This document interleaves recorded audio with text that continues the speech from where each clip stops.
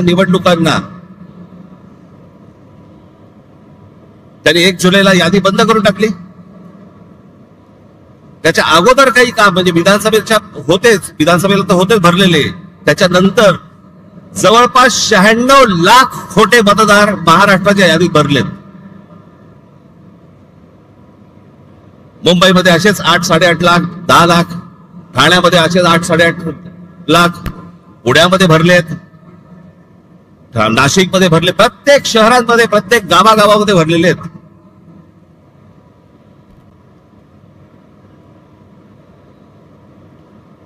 अशा निवडणुका होणार आपल्या देशात.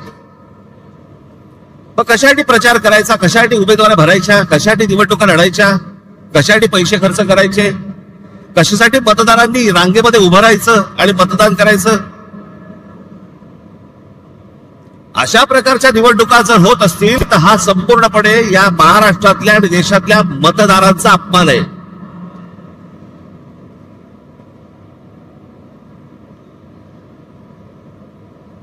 तुम्ही मत द्या नाही तर नका देऊ. मॅच फिक्सिंग झालेलं आहे, मॅच सेट आहे.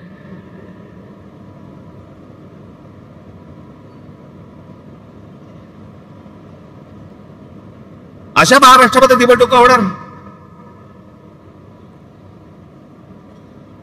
हे कोणत्या प्रकारचं षडयंत्र, ही कोणत्या प्रकारची लोकशाही आहे. आणि नंतर सांगायचं नाही नाही ह्यांचा एकही आमदार निवडून नाही आला, ह्यांचा एकही खासदार निवडून नाही आला. अरे येईल कसा.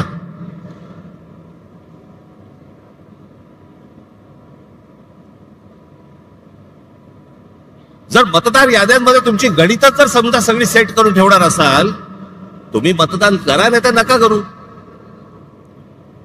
रिझल्ट अगोदर ठरलेला आहे.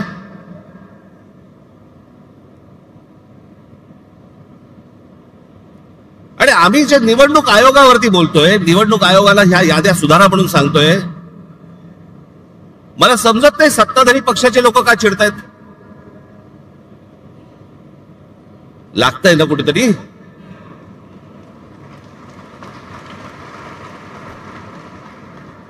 आम्ही निवडणूक आयोगाला प्रश्न विचारले की सत्ताधारी उत्तर देतात. तुम्हाला कोण विचारलं.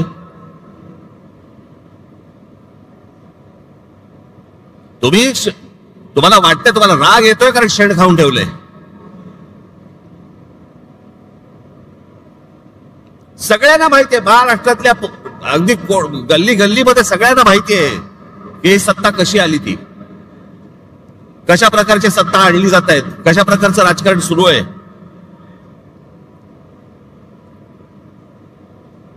बरं, हीच माणसं ज्यावेळेला विरोधी पक्षामध्ये होती त्यावेळेला आता जे मी बोलतोय तेच गोष्ट बोलत होते. सत्तेमध्ये ज्यावेळेला वेगळे असतात आणि ही आता सत्तेतले ज्यावेळेला विरोधी पक्षामध्ये होते त्यावेळेला काय बोलले. माझ्याकडे एक नरेंद्र मोदींचं माझ्याकडे एक भाषण आहे आसाम मधलं.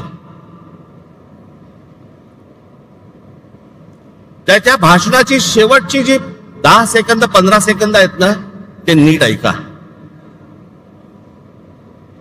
लावा. मैं आज सार्वजनिक रूप से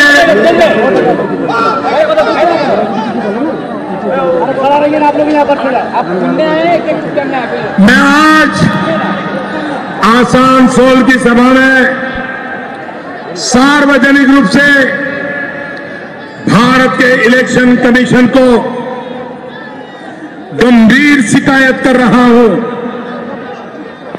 और मैं चाहूंगा अगर इलेक्शन कमीशन एक एम्पायर के नाते निष्पक्ष भाव से आने वाले 2 दौर के चुनाव कराने की हिम्मत रखता है तो मेरी बात को इलेक्शन कमीशन ध्यान से सुने। यहां भी इलेक्शन कमीशन के जो प्रतिनिधि होंगे, जो मेरा भाषण टाइप करते होंगे, उनसे भी मेरा आग्रह है कि तुरंत मेरा भाषण इलेक्शन कमीशन को पहुंचाया जाए। इलेक्शन कमीशन अगर गुजरात में शांति से चुनाव होता है वो कोई इलेक्शन कमीशन की क्रेडिट में नहीं जाता है। अगर महाराष्ट्र में गुजरात शांति से चुनाव होता है क्रेडिट इलेक्शन कमीशन को नहीं जाती है। अगर शांति से चुनाव पूर्वी उत्तर प्रदेश में होते हैं, बिहार में होते हैं, बंगाल में होते हैं, कोई रिगिंग नहीं होता, कोई शिकायत नहीं होती, कोई हिंसा नहीं होती, तभी क्रेडिट इलेक्शन कमीशन को जाता है। और मैं गंभीर आरोप लगा रहा हूं, आप इन इलाकों के इलेक्शन में रिगिंग रोकने में विफल गए हैं, हिंसा रोकने में विफल गए हो, झूठे मुकदमे हमारे बाबुल पे लगाए जा रहे हैं। इलेक्शन कमीशन का काम है नागरिकों को प्रोटेक्ट करना। आप अपनी जिम्मेवारी को सही ढंग से निभाएं, इसके लिए मैं आग्रह करता हूं। मैंने उत्तर प्रदेश में भी कहा था, कुछ सीटों के मैंने नाम कहे थे और मैंने कहा था वहां लूट चलने वाली है और इलेक्शन कमीशन कुछ नहीं कर पाया। आज मैं दोबारा कह रहा हूं, इन इलाकों में, बंगाल में, बिहार में, पूर्वी उत्तर प्रदेश में यही होने वाला है। क्या इलेक्शन की जिम्मेवारी नहीं है कि शांतिपूर्ण चुनाव हो, रिगिंग ना हो, मारकाट ना हो? इतना सारा खर्चा हो रहा है, पूरा देश का मशीन आपके हाथ में है, प्रधानमंत्री से भी आपके पास इतने ज्यादा हक है, तो आप करते क्यों नहीं हो? क्या इरादा है आपका?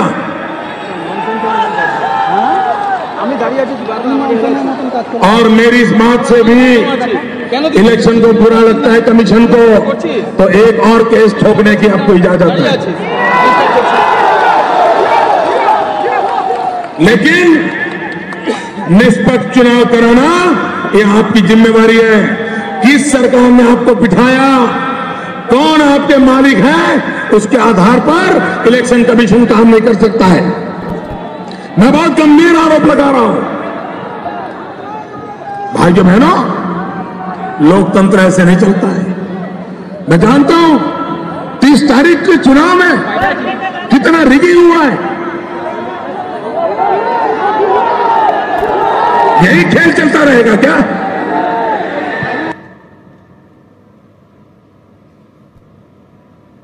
मी काय वेगळं बोलतोय? त्यावेळेला ते गुजरातचे मुख्यमंत्री होते, त्यावेळेचं त्यांचं भाषण आहे. आज ते स्वतः पंतप्रधान आहेत.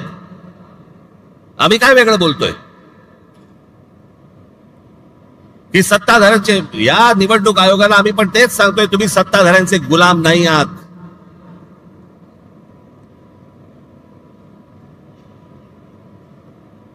नरेंद्र मोदीजी त्यावेळेला म्हणत होते की तुम्ही सत्ताधाऱ्यांचे गुलाम नाही आहात. आम्ही आज तेच म्हणतोय.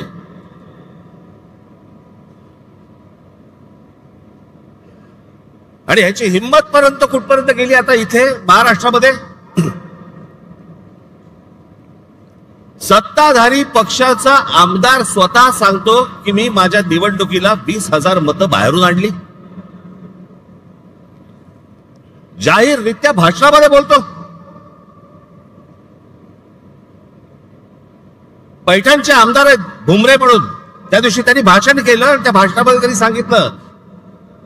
मग शिंदेनी त्याला काहीतरी डोळा मारला का काहीतरी केलं की दाढीवरनं हात फिरवला. मग लगेच तो बोलला नाही नाही, जे बाहेर गेले होते, स्थलांतरित होते, त्यांना मी आणलं. बघा तुम्ही तुमचंच बघा. पैठणचे आमदार विलास बापू भुमरे यांनी भाषणामध्ये बोलताना त्यांनी विधानसभा निवडणुकीत 20,000 मतदार हे बाहेरून आणले असं सांगितलं. मात्र शिंदे यांनी इशारा करताच विलास भुमरेंनी सारवासारव केली.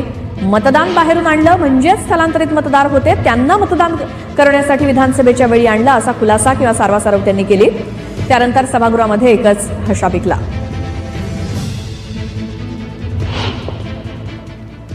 विधानसभेच्या निवडणुकीमध्ये जवळपास 20,000 मतदान हे निवडणुकी टायमार मी बाहेरून साहेब 20,000 मतदान आणलं आणि त्या निवडणुकीत मला त्या मतदानाचा 100% फायदा आला.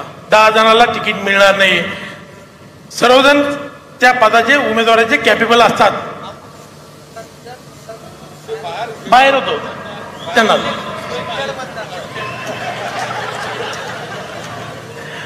माझ्या मतदारसंघातलं 20,000 मतदान हे बाहेर स्थलांतरित झाले होते.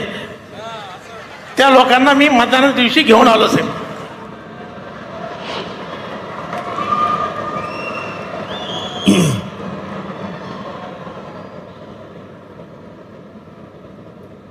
बेधडक सत्ताधारी पक्षातले आमदार तुमच्या नाकावर टेचून बोलतायत.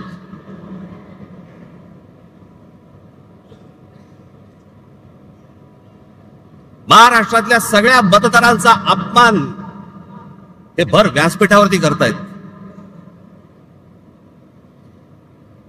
की आम्ही 20,000 मतदान बाहेरून आणलं. प्रत्येकाने सांगल्यात, त्यातच सत्ता उभी राहिली.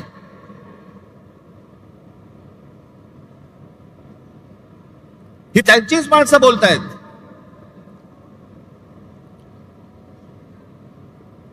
आणि निवडणूक आयोगामध्ये घोळ आहे, निवडणूक आयोगाच्या यादीमध्ये घोळ आहे. हे बोलणारे कोण आहेत आता? आम्ही तर आहोत.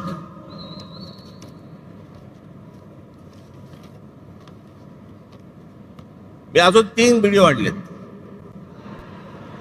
एक आहे सतीश चव्हाण, अजित पवार गट. दुसरे आहेत संजय गायकवाड, एकनाथ शिंदे गट. आणि तिसरे आहेत मंदा म्हात्रे, हे भाजपचे आहेत. हे तिघेही आमदार आहेत. तिघेही आमदार आहेत. हे तिघेही काय बोलतात ते ऐका. या सगळ्या संदर्भात सत्ताधारी आमदारांनी नेमकं काय म्हटलंय बघूयात. गंगापूर विधानसभा मतदारसंघात जवळपास 36,000 नावे दुबार आलेली आहेत. खरं तर मतदार यादीपासून ते निवडणूक निकाल लागेपर्यंत सगळे काम पारदर्शकपणे पार पडण्याचं काम हे निवडणूक आयोगानं करणं अपेक्षित आहे. त्यांच्या डिप्टेला महसूल खात्याची बसणारी असते, परंतु ही दुबार नावे शोधण्याचं काम हे राजकीय पक्षाचे कार्यकर्ते करू लागले. विशेषतः रांजणगाव शंकुनी सारख्या वसाहतीमध्ये मोठ्या संख्येने मतदानाची दुबार नावे आहेत. मयत झालेल्या एक प्रसिद्ध व्यक्ती आहे, माजी पंचायत समिती सदस्य गंगापूर, मयत होऊन 13 वर्षे झाले. नाव आहे लोकरे रघुनाथ रखमाजी. अजूनही नाव मतदार यादीत आहे. असे हजारो मयतांचे नाव या मतदार यादीत आहेत. बघा, मी बुलढाण्यामध्ये जवळपास कलेक्टर साहेबांना 4,000 डबलची नावं ही बोगस असल्याचं आम्ही कळवलेलं आहे, लेखी कळवलेलं आहे. काल महाराष्ट्र राज्याचे निवडणूक आयोग दिनेश वाघवले साहेबांना मी फोन केला. ही अशा प्रकारची बोगस नावं आहे आणि काही 30-30 वर्षापासूनचे लोक इथे राहून गेलेत, अधिकारी राहून गेलेत. त्यांचे देखील नावं तसेच आहेत आणि मृत्यू झालेले देखील. हा आकडा जिल्ह्यात जर विचार केला तर लाखापेक्षा अधिक हा आकडा आहे. आणि निवडणूक आयोग म्हणतो नाव काढू नका. अरे ही जी डबल नाव ही तुम्ही काय काढत नाही? असा कोणता या भारताचा कायदा आहे, कोणतं संविधान असतं की अशी बोगस नावं तुम्ही कायम ठेवता? मृत्यू पाळवणीची नावं तुम्ही टाकत नाही. 25 जुलैला तुम्ही सांगितलं की नाव काढू पण नका पण टाकू नका. कालपर्यंत जे मुलं तरुण झाले, वयात आले, ज्यांना मतदानाचा अधिकार प्राप्त झाला, तुम्ही त्यांचा अधिकार हिसकून घेत नाहीये का? गेले 15-20 वर्ष जवळजवळ मी सातत्याने ही दुबार नावं असतील किंवा बोगस नावं असतील यासाठी मी कलेक्टर असतील, निवडणूक अधिकारी असतील यांच्याकडे प्रयत्न करत होते. ही ठराविक लोक असतात, ही पैसे घेऊन नोंदणी तर करतात आणि लोक इकडनं तिकडनं गावाकडनं आणून सकाळ सकाळ ते मतदान करूनही ते जातात. त्यामुळे उमेदवाराला त्याचा फटका बसू शकतो. हे सत्ताधारी पक्षाचे आमदार आहेत बरं का. आणि सत्ताधारी पक्षाचे आमदार असून देखील हे सांगतायत की बोगस मतदार भरलेले आहेत याद्यांमध्ये.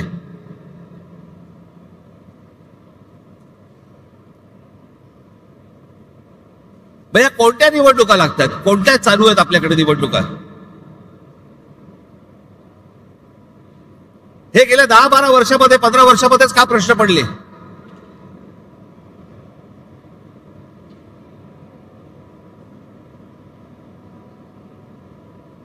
जी लोक आपले भाबडेपणाने मतदान करतायत, सकाळपासून उन्हातानामध्ये रांगेमध्ये उभे राहतायत, त्यांच्या मताला जर काही किंमत नसेल आणि अशाच प्रकारे जर समजा तुम्हाला आकडेवारी जुळवून जर समजा सत्ता मिळवायची असेल, कशासाठी निवडणुका करायच्यात?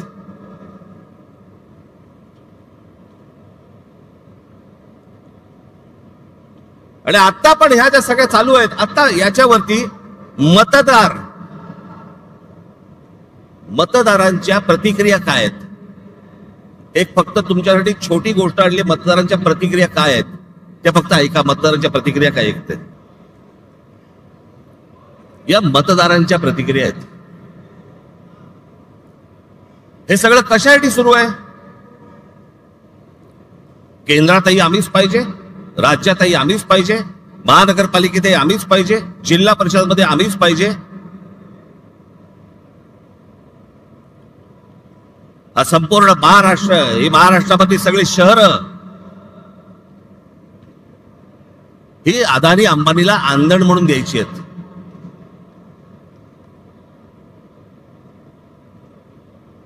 मी मागे तुम्हाला सांगितलं होतं, त्या आपल्या मीरा भाईंदरच्या माझ्या सभेमध्ये मी सांगितलं होतं की काय चालू आहे आता यांचं.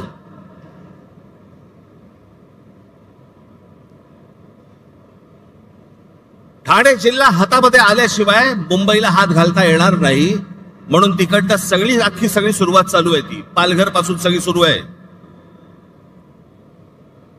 तिथे ज्या इमारती उभ्या राहत आहेत त्या इमारतीमध्ये लोक कोण राहत आहेत ते बघा, सगळे गुजरातमध्ये येत आहेत. मी मागे जो विरोध केला होता त्या बुलेट ट्रेनला, तो याचसाठी, तो पट्टा बघा अख्खा, तो भौगोलिक पट्टा बघा तुम्ही. आता तिकडे वाढवण बंदर येत आहे, तिकडे आता विमानतळ येत आहे. इथे एक विमानतळ आता नवीन आलं, आता वाढवणला तिकडे करतायत एक विमानतळ. कोणासाठी, कशासाठी? मला यांचा कळलेला जो प्लान आहे ना, आज हे 100% सगळे सांगणार आहेत नाही म्हणून, असं होणार नाही, आम्ही होऊ देणार नाही, करणार नाही वगैरे सगळे सत्ताधारी सांगतील, पण याचा प्लान काय तो लक्षात ठेवा.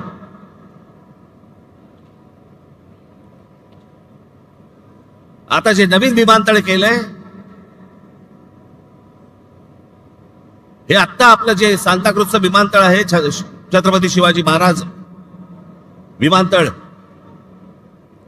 अंधेरी सांताक्रूजचं, इकडनं आता ते आहे अडाणीच्या हातात. इकडनं सगळी ऑपरेशन्स आता हळूहळू कमी करणार आणि सगळी तिकडे नेणार नवी मुंबईला. इकडचा सगळा कार्गो काढणार आणि तो वाढवणला नेणार.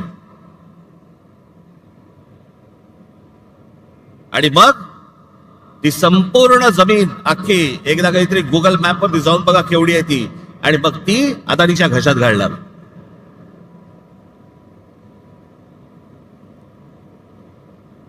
जेवढा म्हणून तुमचं अस्तित्व आहे सगळं हे मिटवायला येत आहेत. भारतीय जनता पक्षाला जे मतदान करणारे जे लोक आहेत ना, मराठी सगळे लोक, मला त्यांनाही सांगायचंय,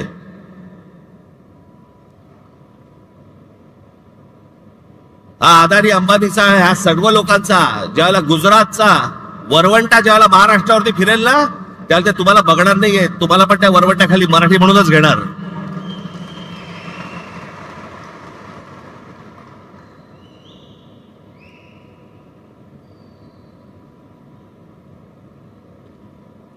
सगळ्या गोष्टींमध्ये अदानी.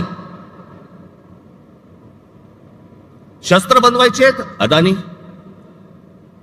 बीज बनवायचे अदानी, टनेल बनवायचंय अदानी,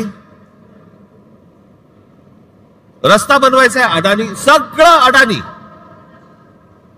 आता तिकडे ठाण्यामधली एक जागा आहे, हे संपूर्ण हे तुमचं संजय गांधी राष्ट्रीय उद्यान, नॅशनल पार्क, या नॅशनल पार्क मधली एक जागा बघितली. तिकडे आता जंगल तोडणार आतलं, हा सगळा भाग येतो तो ठाणे जिल्ह्यामध्ये येतो, आणि तिकडे अदानीला पॉवर प्रोजेक्ट काढायचंय.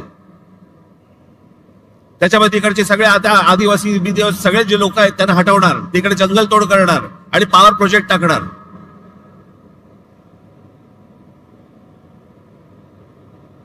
इथे पुढे ते अलिबाग, हे जे रस्ते होत आहेत ना, एवढं लक्षात ठेवा, मी प्रगतीच्या आड येणारा माणूस नाही, पण मुंबईमध्ये, ठाण्यामध्ये, महाराष्ट्रामध्ये होणारी प्रगती ही जर मराठी माणसाच्या थडग्यावरती होणार असेल, मी खपवून घेणार नाही. तुम्हाला वाटत असेल की हे सगळे रस्ते जे बांधले जात आहेत, सीलिंग पासून ते अटल सेतू पासून सगळ्या गोष्टी तुमच्यासाठी नाही येते. हे जे सगळे जमिनी घेत सुटलेत ना उद्योगपती, त्यांच्यासाठीचे रस्ते आहेत ते.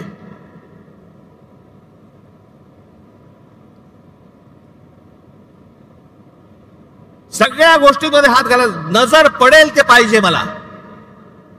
जिथे नजर पडेल हे मला पाहिजे, हे मला पाहिजे, हे मला पाहिजे. आणि आमच्याकडे कुंपणच शेत खात आहे. आमचीच मराठी माणसं यांना जमिनी मिळवून देत आहेत.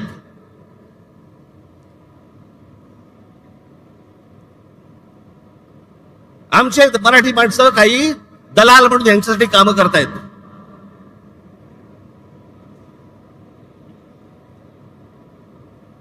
केंद्र तर आहेच हातामध्ये, राज्य तर आहेच हातामध्ये. उद्या जिल्हा परिषदा आणि महानगरपालिका जर समजा हातामध्ये आल्या, रानच मोकळं.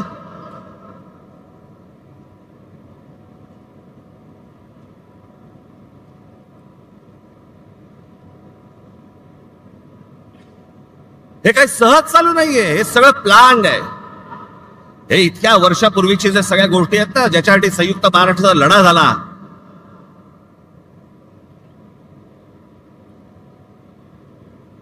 ही गुजरातला मुंबई हवी होती. आणि महाराष्ट्राला मुंबई देऊ नका असं म्हणणारे पहिले कोण होते? वाईट याच गोष्टीचं वाटतं की ज्यांच्याकडे आम्ही आजपर्यंत आदराने पाहत आलो आम्ही, त्यांनी सांगावं की मुंबई महाराष्ट्राला मिळणार नाही म्हणून.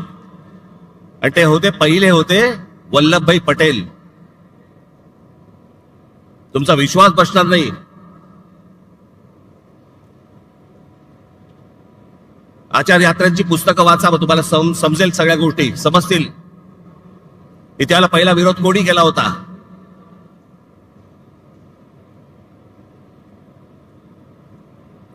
हे आत्ताच नाहीये, हे जुनं आहे. हे आत्ता फक्त सगळ्यांच्या सहाय्याने ते कर देत आहेत आणि त्याच्यासाठी बोगस मतदार भरले जात आहेत, जेणेकरून ह्याच्यातनं सगळे खासदार आमचे, आमदार आमचे, जिल्हा परिषद आमच्या, महानगरपालिका आमच्या, नगरपालिका आमच्या, सगळे एकदा हातामध्ये आलं. तुम्ही काय करणार आहात? नंतर काय करू शकता तुम्ही? नंतर काही नाही. एकदा हाताबंद गेलं, जमीन एकदा हाताबंद गेली परत येत नाही. आणि जमीन हेच तुमचं अस्तित्व आहे. ते एकदा हाताबद्दल गेलं, त्याच्यासाठीची ही सगळी रचना आहे. माझ्या महाराष्ट्रातल्या सगळ्या मतदारांना माझी विनंती आहे, सतर्क रहा.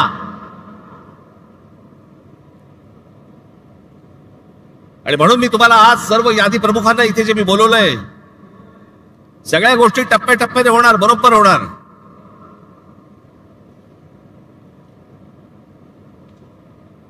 मी ज्या सर्व संपूर्ण यादी प्रमुखांना बोलवलंय, मुंबईचे आहेत, ठाण्याचे आहेत, कल्याण डोंबिवलीचे आहेत, नवी मुंबईचे आहेत, मीरा भाईंदरचे आहेत.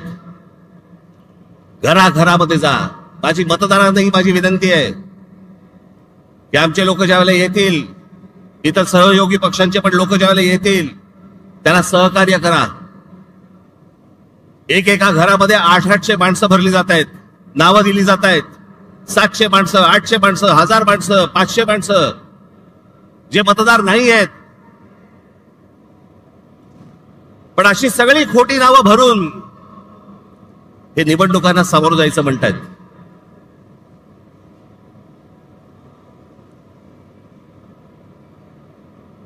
हे ज्या निवडणुका घ्यायचं म्हणतायत ना, हे जोपर्यंत ही मतदार यादी पूर्णपणे स्वच्छ होत नाही,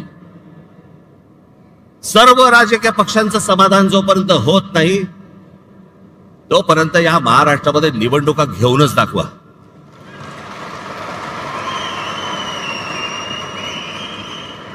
या महाराष्ट्रातल्या निवडणुका शांततेने पार पाडायच्या असतील, पहिली ती मतदार यादी स्वच्छ करा. जो मतदार आहे त्याचा आदर करा.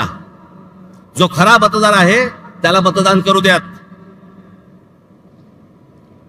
कोण सत्तेवरती येईल आणि कोण पराभूत होईल याच्याशी मला कर्तव्य नाही. पण जे मतदान होईल ते खरं होईल या दृष्टिकोनात निवडणुका झाल्या पाहिजेत.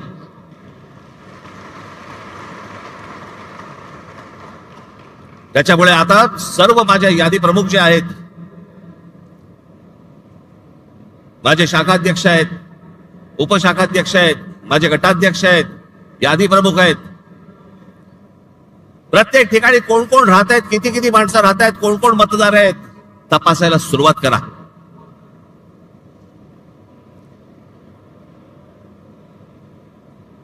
हे जे या लोकांनी शेड खाऊन ठेवलं ना, सगळ्या गोष्टी बाहेर येतील, बरोबर बाहेर येतील. येतातच आहेत, सगळेजण आणतातच आहेत.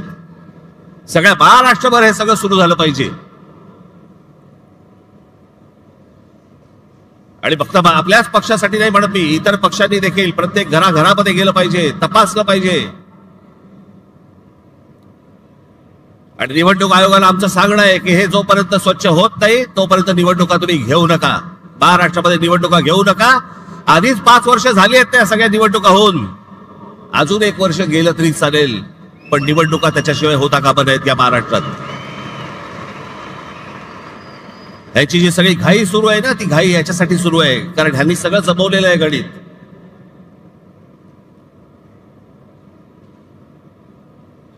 पुढे या सगळ्या गोष्टींचं पुढे कसं कसं जायचंय, कुठे कुठे जायचंय, ह्याचे प्रत्येकाचे टप्पे ठरलेले आहेत, योग्य वेळी सांगणार.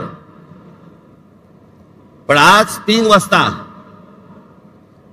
एक सर्वपक्षीय पत्रकार परिषद आहे, ज्याच्यामध्ये शिवसेनेचे लोक असतील, आमचे लोक असतील, राष्ट्रवादी काँग्रेसचे लोक असतील, सर्वच पक्षाचे लोक असतील. सत्ताधारी पक्षाच्या लोकांना पण यायचं असेल तर येऊ शकतात.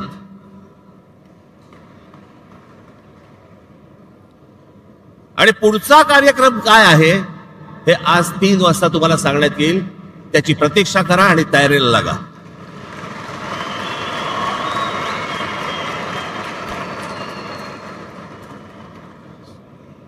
जिथे जिथे तुम्हाला शक्य होईल तिथे इथे सगळ्या गोष्टींची तयारीला लागा तुम्ही. हे तुम्हाला आज 3 वाजता तुम्हाला समजेल. ही पत्रकार परिषद होईल त्यावेळेला. पण आज तुम्ही इकडे जण आलाय, मला फक्त आपल्याला एवढंच सांगायचं आहे की कशासाठी काय चालू आहे षडयंत्र ते सर्वांनी ओळखा आणि मतदार याद्यांवरती जोरात कामाला लागा. एवढंच सांगण्यासाठी म्हणून मी आज आपल्या सर्वांसमोर मी इथे आलोय. जाताना सर्वजण नीट जा आणि घराघरापर्यंत, नागरिकांपर्यंत प्रत्येकाकडे पोचा. ज्याला जाल त्याला नम्रपणे जा, शांतपणे जा, त्यांची विचारपूस करा आणि सगळ्या गोष्टी या तुम्ही तुमच्याकडे कागदावरती लिहून काढल्या पाहिजेत. एवढंच सांगण्यासाठी म्हणून मी आज आलो. दिवाळीच्या मध्यात तुम्हाला बोलवलं त्याबद्दल दिलगिरी, परंतु आपण आलात त्याबद्दल मी आपला सर्वांचे आभार मानतो. धन्यवाद. जय हिंद, जय महाराष्ट्र.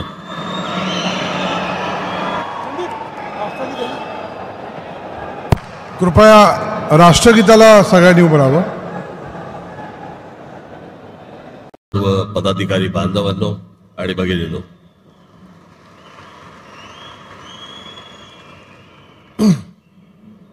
सर्वप्रथम मी आपणा सर्वांना या दिवाळीच्या मनपूर्वक शुभेच्छा देतो.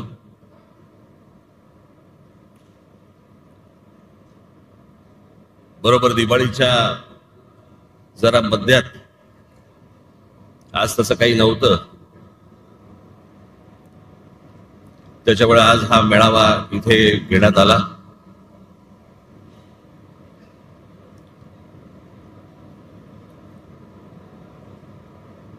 हा जरा तातडीचा मेळावा, हा तुम्हाला सर्वांना बोलून घेण्याचा कारण, अरे आवाज मागचा बंद होईल का रे? माझं मलाच ऐकू येतंय.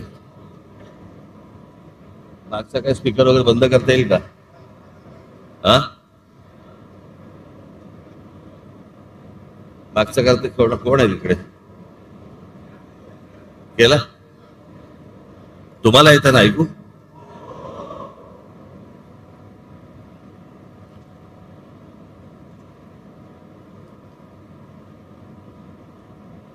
यावेळेची जरा जेव्हा लागेल तेव्हा आणि जेव्हा आपण ठरवू तेव्हा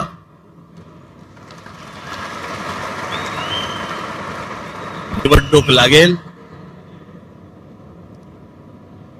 ज्या प्रकारचा सगळा गोंधळ सुरू आहे मतदार याद्यांमध्ये, हा आत्ताचा नाहीये, हा गेल्या काही वर्षांचा आहे. तुम्हाला आठवत असेल तर 2016-17 मी याच्याच विरोधात आवाज उठवला होता, या वोटिंग मशीन आणि मतदार याद्या.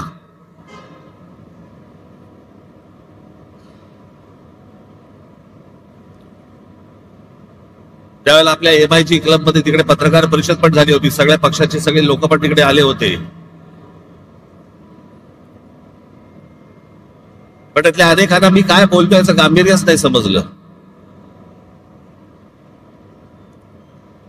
आणि मग ज्या वेळेला प्रत्येकाच्या दरवाजावरती टकटक व्हायला लागली,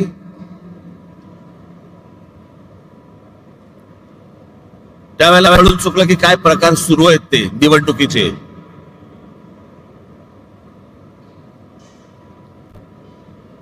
आताही बघा, गेली विधानसभा झाली, 232 आमदार निवडून आले. 232.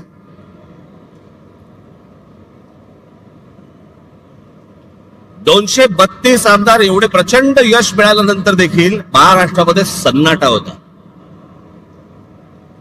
कुठे विजय मिरवणुका नाहीत, कुठे जल्लोष नाही, काही नाही, सन्नाटा कर. म्हणजे मतदार तर आवाक झालेच होते, निवडून आलेले पण आवाक झाले होते. निवडून आलेल्या लोकांनाही समजायला कसा निवडून आलो.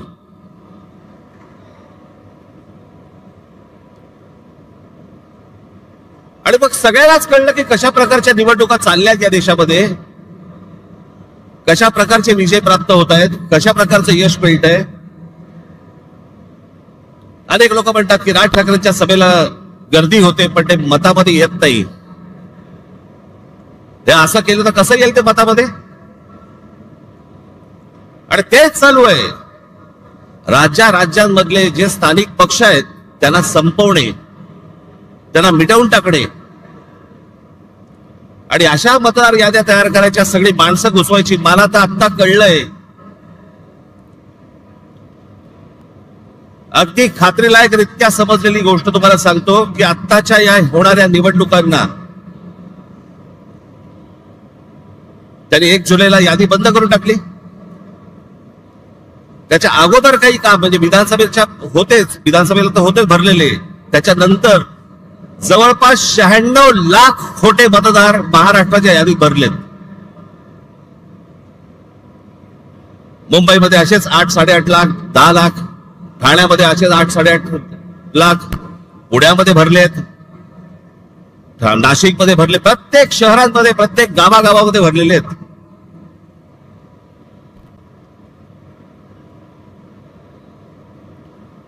अशा निवडणुका होणार आपल्या देशात.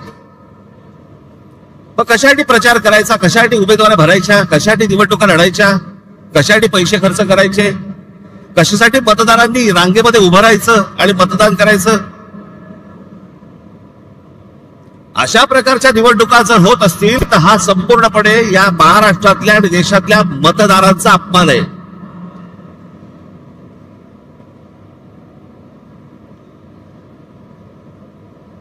तुम्ही मत द्या नाही तर नका देऊ.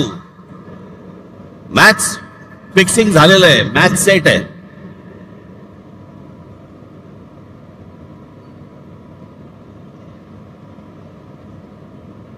अशा महाराष्ट्रामध्ये निवडणुका होणार.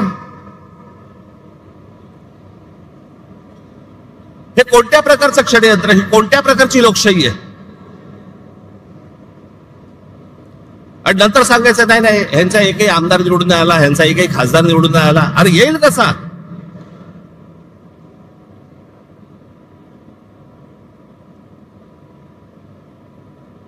जर मतदार याद्यांमध्ये तुमची गणितच जर समजा सगळी सेट करून ठेवणार असाल, तुम्ही मतदान करा नाही तर नका करू. रिझल्ट अगोदर ठरलेला आहे.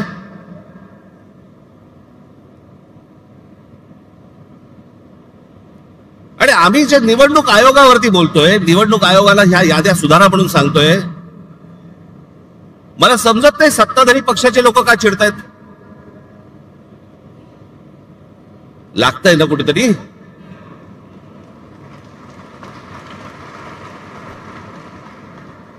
आम्ही निवडणूक आयोगाला प्रश्न विचारले की सत्ताधारी उत्तर देतात. तुम्हाला कोण विचारलं?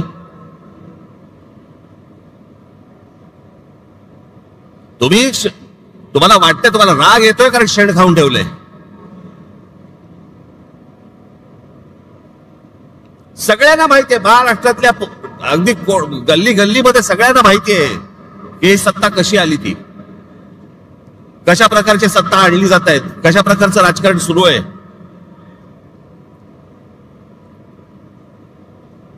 बरं, हीच माणसं ज्यावेळेला विरोधी पक्षामध्ये होती त्यावेळेला आता जे मी बोलतोय तेच गोष्ट बोलत होते. सत्तेमध्ये ज्यावेळेला वेगळे असतात आणि हे आता सत्तेतले ज्यावेळेला विरोधी पक्षामध्ये होते त्यावेळेला काय बोलले, माझ्याकडे एक नरेंद्र मोदींचं माझ्याकडे एक भाषण आहे आसाम मधलं,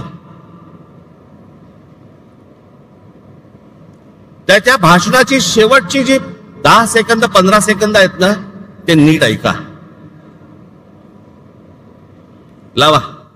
मैं आज सार्वजनिक रूप से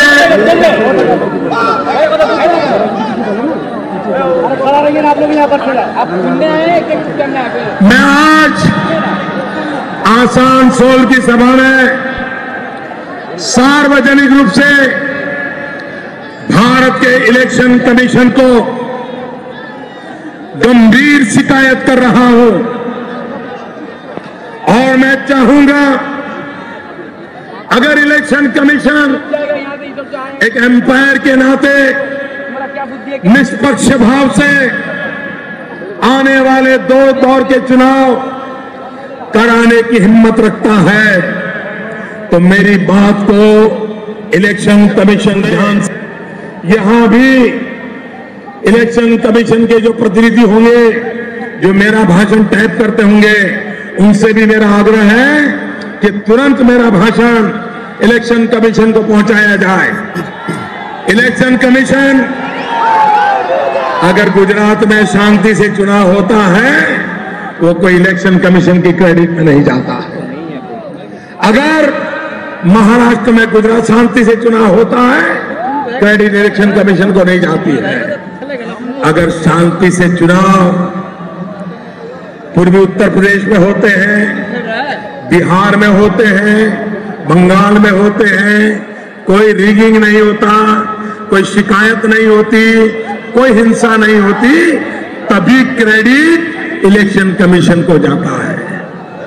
और मैं गंभीर आरोप लगा रहा हूं, आप इन इलाकों के इलेक्शन में रिगिंग रोकने में विफल गए हैं, हिंसा रोकने में विफल गए हो, झूठे मुकदमे हमारे बाबुल पे लगाए जा रहे हैं. इलेक्शन कमीशन का काम है नागरिकों को प्रोटेक्ट करना. आप अपनी जिम्मेवारी को सही ढंग से निभाएं, इसके लिए मैं आग्रह करता हूं.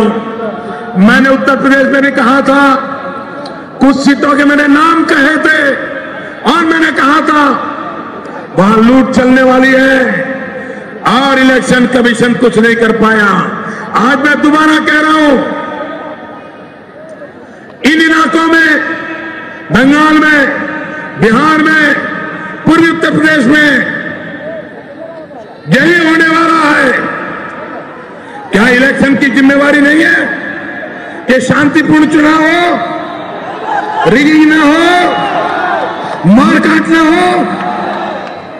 इतना सारा खर्चा हो रहा है, पूरा देश का मशीन आपके हाथ में है, प्रधानमंत्री से भी आपके पास इतने ज्यादा हक है, तो आप करते क्यों नहीं हो? क्या इरादा है आपका?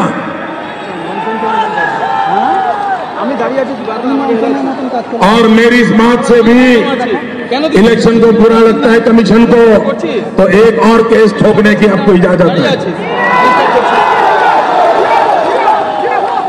लेकिन निष्पक्ष चुनाव कराना ये आपकी जिम्मेवारी है. किस सरकार ने आपको बिठाया, कौन आपके मालिक है, उसके आधार पर इलेक्शन कमीशन काम नहीं कर सकता है. मैं बहुत गंभीर आरोप लगा रहा हूं. भाइयों बहनों, लोकतंत्र ऐसे नहीं चलता है। मैं जानता हूं 30 तारीख के चुनाव में कितना रिगिंग हुआ है। यही खेल चलता रहेगा क्या?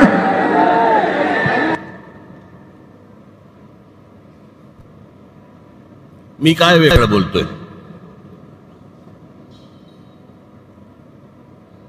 त्यावेळेला ते गुजरातचे मुख्यमंत्री होते, त्यावेळेचं त्यांचं भाषण आहे. आज ते स्वतः पंतप्रधान आहेत.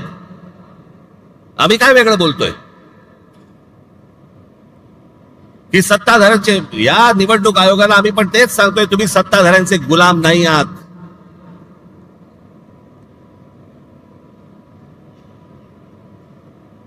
नरेंद्र मोदीजी त्यावेळेला म्हणत होते की तुम्ही सत्ताधाऱ्यांचे गुलाम नाही आहात. आम्ही आज तेच म्हणतोय.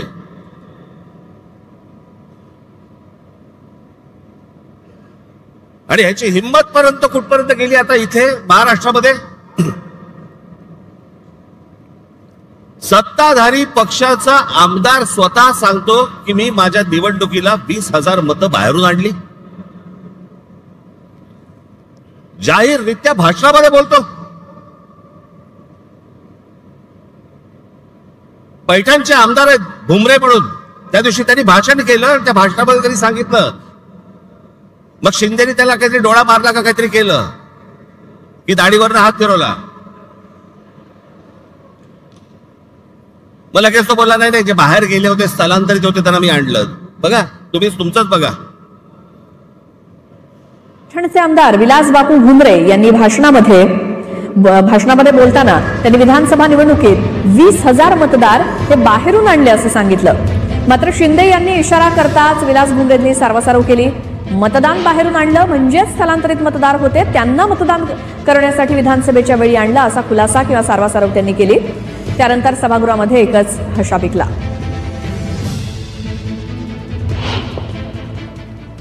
विधानसभेच्या निवडणुकीमध्ये जवळपास 20,000 मतदान हे निवडणुकी टायमावर मी बाहेरून साहेब 20,000 मतदान आणलं. आणि त्या निवडणुकीत मला त्या मतदानाचा 100% फायदा आला. 10 जणांना तिकीट मिळणार नाही. सर्वजण त्या पदाचे उमेदवाराचे कॅपेबल असतात. बाहेर होतो त्यांना.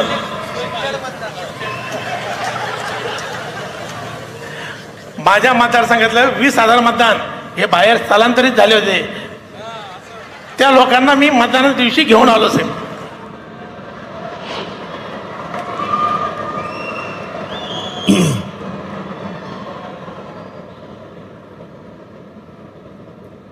बेधडक सत्ताधारी पक्षातले आमदार तुमच्या नाकावर टेचून बोलतायत.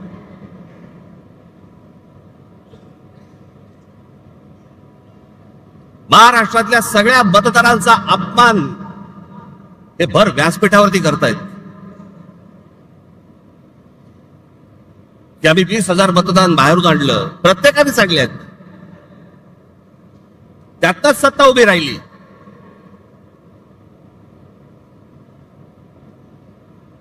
ही त्यांचीच माणसं बोलतायत.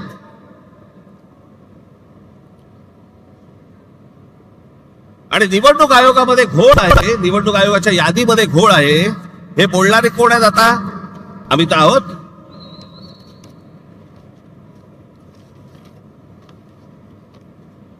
मी अजून 3 व्हिडिओ आणलेत. एक आहे सतीश चव्हाण, अजित पवार गट. दुसरे आहेत संजय गायकवाड, एकनाथ शिंदे गट. आणि तिसरे आहेत मंदा म्हात्रे, हे भाजपचे आहेत. हे तिघेही आमदार आहेत. तिघेही आमदार आहेत. हे तिघेही काय बोलतात ते ऐका. या सगळ्या संदर्भात सत्ताधारी आमदारांनी नेमकं काय म्हटलंय बघूयात. गंगापूर विधानसभा मतदारसंघात जवळपास 36,000 नावे दुबार आलेली आहेत. खरं तर मतदार यादीपासून ते निवडणूक निकाल लागेपर्यंत सगळे काम पारदर्शकपणे पार पडण्याचं काम हे निवडणूक आयोगानं करणं अपेक्षित आहे. त्यांच्या डिप्टेला महसूल खात्याची मशिनरी असते, परंतु ही दुबार नावे शोधण्याचं काम हे राजकीय पक्षाचे कार्यकर्ते करू लागले. विशेषतः रांजणगाव शंकुंडी सारख्या वसाहतीमध्ये मोठ्या संख्येने मतदानाची दुबार नावे आली. मयत झालेल्या एक प्रसिद्ध व्यक्ती आहे, माजी पंचायत समिती सदस्य गंगापूर, मयत होऊन 13 वर्षे झाले. नाव आहे लोकरे रघुनाथ रखमाजी. अजूनही नाव मतदार यादीत आहे. असे हजारो मयतांची नावं या मतदार यादीत आहेत. बघा, मी बुलढाण्यामध्ये जवळपास कलेक्टर साहेबांना 4000 डबलची नावं ही बोगस असल्याचं आम्ही कळवलेलं आहे, लेखी कळवलेलं आहे. काल महाराष्ट्र राज्याचे निवडणूक आयोग दिनेश वाघोले साहेबांना मी फोन केला की अशा प्रकारचे बोगस नावं आहे आणि काही 30-30 वर्षापासूनचे लोक इथे राहून गेलेत, अधिकारी राहून गेलेत, त्यांचे देखील नावं तसेच आहेत आणि मृत्यू झालेले देखील. हा आकडा जिल्ह्यात जर विचार केला तर लाखापेक्षा अधिक हा आकडा आहे. आणि निवडणूक आयोग म्हणतो नाव काढू नका. अरे ही जी डबल नाव ही तुम्ही काय काढत नाही? असा कोणता या भारताचा कायदा आहे, कोणतं संविधान असतं की असे बोगस नावं तुम्ही कायम ठेवतात? मृत्यू पावलेल्यांची नावं तुम्ही टाकत नाही. 25 जुलैला तुम्ही सांगितलं की नाव काढू पण नका पण टाकू नका. कालपर्यंत जे मुलं तरुण झाले, वयात आले, ज्यांना मतदानाचा अधिकार प्राप्त झाला, तुम्ही त्यांचा अधिकार हिसकून घेत नाहीये का? गेले 15-20 वर्ष जवळजवळ मी सातत्याने ही दुबार नावं असतील किंवा बोगस नावं असतील यासाठी मी कलेक्टर असतील, निवडणूक अधिकारी असतील यांच्याकडे प्रयत्न करत होते. ही ठराविक लोक असतात, ही पैसे घेऊन नोंदणी तर करतात आणि लोक इकडनं तिकडनं गावाकडनं आणून सकाळ ते मतदान करूनही ते जातात. त्यामुळे उमेदवाराला त्याचा फटका बसू शकतो. हे सत्ताधारी पक्षाचे आमदार आहेत बरं का. आणि सत्ताधारी पक्षाचे आमदार असून देखील हे सांगतायत की बोगस मतदार भरलेले आहेत याद्यांमध्ये.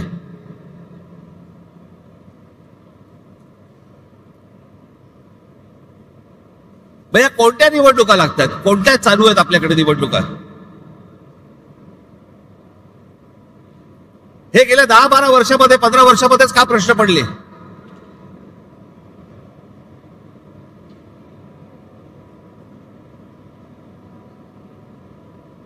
जी लोक आपले भाबडेपणाने मतदान करतायत, सकाळपासून उन्हातानामध्ये रांगेमध्ये उभे राहत आहेत,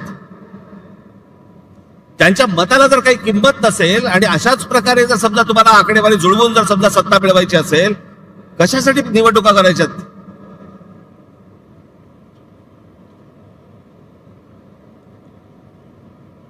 आणि आता पण ह्या ज्या सगळ्या चालू आहेत, आता याच्यावरती मतदारांच्या प्रतिक्रिया काय आहेत? एक फक्त तुमच्यासाठी छोटी गोष्ट आणली, मतदारांच्या प्रतिक्रिया काय आहेत त्या फक्त ऐका. मतदारांच्या प्रतिक्रिया काय ऐकते? मतदाराच्या मताला किंमतच नाहीये. पण सर्वसामान्य शून्य माणसाला, शिकलेल्या माणसाला फार प्रॉब्लेम पडतो. प्रामाणिकपणात नाही येत ना तो गेला ना आपलं काय बोलत अर्थ नाही काय. जे पहिलं डुप्लिकेट मतदान आहे डबल, ते पहिलं बंद झालं पाहिजे. मग बॅलेट पेपरवर घेतला कशावर घ्या, ते दोन्ही ठिकाणी मतदान करणारच, ते त्याच्यावर कंट्रोल आणला पाहिजे, मग बॅलेट पेपरवर आलं पाहिजे. प्रत्येक वेळेला त्यांनी स्ट्रॅटेजी चेंज करतात. या वेळेला मशीनद्वारे काम केलं त्यांनी, पुढच्या वेळेला त्यांनी दुसऱ्या पद्धतीने म्हणजे मतदार वाढवून कसे आणले. कारण निवडणूक आयोगाचा प्रमुख जो आहे तोच हे काम करतोय. बाहेरच्या राज्यात देशात ना बॅलेट पेपरवर आहे, मग ते कसं होतं, ते इलेक्ट्रॉनिकला पुढे गेलेत लोक, मग ते करतात, मग आपल्याकडे का नाही होत? म्हणजे तुमचं एका घरामध्ये 36, 18 मतं कुठून येतात? ते बॅलेट पेपरवर घ्या ना, बॅलेट पेपरवर घेतल्यानंतर कसं आहे, थोडक्यात ते पारदर्शक निवडणुका होतील असं मला वाटतंय. आणि ती